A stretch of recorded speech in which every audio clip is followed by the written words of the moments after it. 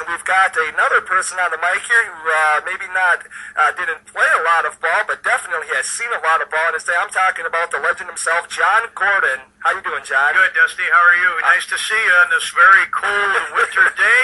Here we are talking about the warm sport of baseball. You can't beat it. Makes me happy talking about it. But it does. Makes me too. That's for sure. John, talk a little bit. You're on the Twins Caravan now. Talk a little bit about the Caravan and your thoughts when you go to these schools. You see that you go to these small communities, and talk about that a little bit. Well, we've really had a good week. We started in St. Paul, and we went from St. Paul down to Winona to Wabasha and Spring Valley and Mason City, Iowa, and Austin and Albert Lee, and then back up to Owatonna, and here we are in Northfield, and we'll finish up in Rochester tonight. But this is a great opportunity for the Twins fans to come out and get a chance to visit with guys like Bert and Kevin and Scott, and also just talk baseball. We show a real nice video, which I think is really a help.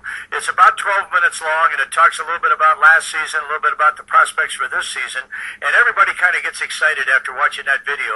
There's nothing but home runs and shutouts and strikeouts.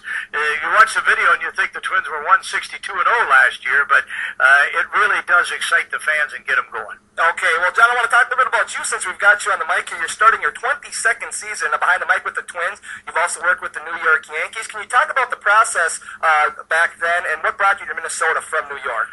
Well, I always wanted to be a Major League Baseball player, and sadly, at age 17, I was in the twilight of a mediocre career, and things didn't work out. So I decided that I would have an opportunity after my baseball career was finished in college, that I would try to, broadcast work. And I did some broadcast work at Indiana University and started in baseball in Spartanburg, South Carolina, and then worked my way up to the big leagues with the Baltimore Orioles for a while. Then I was in Columbus with the Columbus Clippers and landed in New York, and I was working in New York and had been there 5 seasons with the Yankees.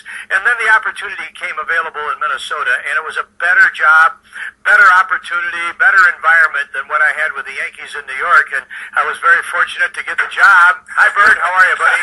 Nice to see you. Yeah, you're right. I don't know if I'm going to get lunch or not, huh? But leaving New York and coming to Minnesota was a good move for me. My family came with me, my wife, Nancy, and our young daughter, Jean, went to Rosemount High School, and our son transferred from Ohio Wesleyan to Gustavus Adolphus, and he went to school there. So our family does have a Minnesota background. Gordy, our son, is still here. Our daughter ended up in Indiana. She didn't get back to Minnesota, but she's been in Indiana, and it looks like she's going to be there. But we're very happy with the Minnesota Twins. Just this winter, we moved to Florida. We went down to Fort Myers, and we've been enjoying the sunshine of Fort Myers during the wintertime. And, of course, we'll come up here during the spring and the summer for Twins baseball. I want to talk to you about one of your colleagues who passed away, Herb Carneal. You had a chance to work with him for many years. Just your thoughts on Herb. Herb was a consummate pro, Dusty. I just am so remindful every time that I think about Herb or I'm asked about Herb, about what a professional he was in the broadcast booth. He really did exude professionalism. During the course of the time that Herb and I worked together, and we were together for 19 of the 21 years that I've been doing Twins baseball, and mostly on a full-time basis, we never had a crossword. We always got along on and off the microphone. He was just a delightful guy to work with. He had a great knowledge of the game, a great passion for the game, and that certainly came across in his broadcast work. So he's dearly missed, there's no question. He was the voice of the Minnesota Twins for all those years, and it's a proud honor for me to be able to fill in his footsteps and try to, fill as much as I can for what Herb had done for Minnesota Twins baseball by doing the games on the radio. John, many broadcasters say that travel is the most difficult part of the business, being away from your family for so long. Is that a challenge for you? Was that a challenge for you when you started out with this? Yes, at the beginning I would say yes, but the travel is not as bad as what everybody thinks it is. First of all, we travel first class. We travel, charter, and, we very seldom have to wait at an airport or wait on an airplane, so we are really afforded very luxurious travel conditions. The one thing that has probably bothered me more in recent years has been working on the weekends. Okay. You know, when you start doing spring training baseball and then get into the regular season, and that spring training will start on the 28th of February, you work every Saturday and Sunday. You never get a Saturday and Sunday off, and that gets a little wearing over the course of the spring and the summer. Some of the holidays, Memorial Day, 4th of July, and Labor Day, birthdays, celebrations, and what have you, you're always tied down to working at the ballpark. Now, I'm not going to ask for any sympathy by any means, and I'm not going to say that, you know, I don't enjoy my work. I do. I've always said that broadcasting baseball beats working for a living, so I really enjoy doing baseball. But just in recent years, the fact that you work every weekend, that can get a little bit wearing on you. The travel is fine because it's so easy. We travel out of the Midwest, so when we go east, there's not really but 1 hour of time change. When we go west, there's 2 hours of time change, so it's really not all that bad. Aside from Kirby's game-winning home run in Game 6 of the World Series, what's the most memorable call of your career, whether Twins or even some of those other teams that you mentioned?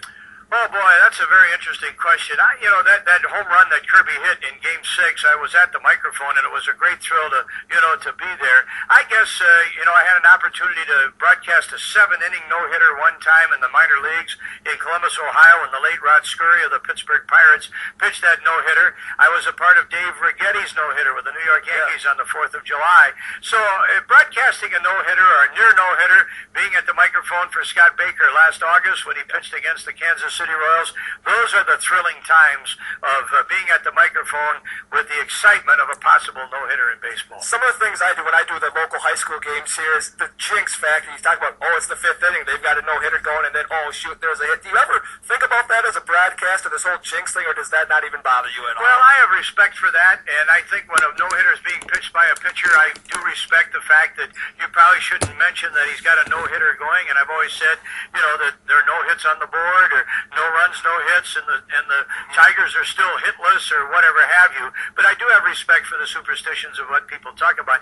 The one thing, if you do say he's got a no-hitter going, you're probably going to receive more criticism than is unjust criticism, I would say, because I don't think it makes any difference if a broadcaster says that a no-hitter is going or a no-hitter is not going, but some people react very unfavorably to it. Your enthusiasm on the airwaves definitely comes across to the listeners. After all these years, how do you maintain that youthful exuberance on the air? Well, I think it's number one, and I'm glad that I have that skill. And I really believe that when I first started in broadcasting, youthful exuberance. Your own self, to be your own personality, and not try to copy somebody. Because if you do try to copy somebody, you're only going to be second best. You're not going to be able to copy them as well as they do their job. And I've always been a very enthusiastic, energetic, personable type guy, and that has always come across on the radio. So I don't think it was something that I had to teach myself or I had to learn. It just came very naturally, and fortunately it's been one that's been accepted by the listener. What tips do you have out there for people looking to make it in broadcast if they want to make a living with this? Well, number one, I would tell them to go to school and to study broadcast journalism in school. One of the biggest advantages I had, Dusty, was when I went to school at Indiana University, I took a broadcast journalism course every semester. Not because I had flunked it the semester before, but it was just available and I took it. And what I did was I wrote broadcast scripts, and then I would broadcast sportscasts or I would broadcast pregame or postgame shows. And that was probably more beneficial to me than anything as far as the education of becoming a broadcaster. Another two would be to take speech classes. I took a number of speech courses in high school, also in college, and they were very, very helpful. Education is quite important. I'm not saying that you have to have a college education, but it's very helpful. And then today there are so many opportunities. The opportunity of doing broadcast work while you're in school, the opportunity of doing broadcast work when you're out of school. There are so many different venues and avenues that you can, select to help yourself with a broadcast career. So I think there's just a lot of opportunities to help yourself to become a broadcaster. Education is very important and very helpful. Well, John, we'll let you go here. I'm sure you're starving here, and we've got lunch is beckoning. we've got a great restaurant lined up for you after this. But just a final question here: 23 or 22 years this season. Any thoughts of slowing down? Oh, I don't think so.